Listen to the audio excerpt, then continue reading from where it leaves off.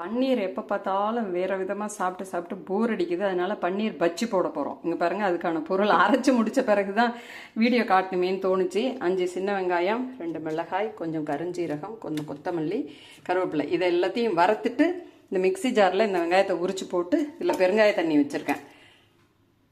கட்டி பெருங்காயம் வாங்கி இதுக்குள்ளே டப்பாவில் போட்டு ஊற வச்சு டைட்டாக மூடி ஃப்ரிட்ஜில் வச்சுருவேன்.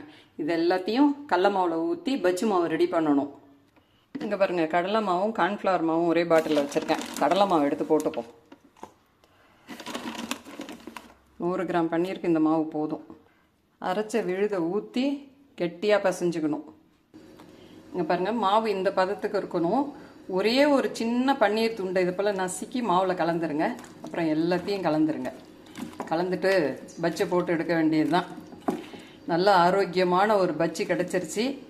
இதை லைக் பண்ணுங்கள், ஷேர் பண்ணுங்கள், சப்ஸ்கிரைப்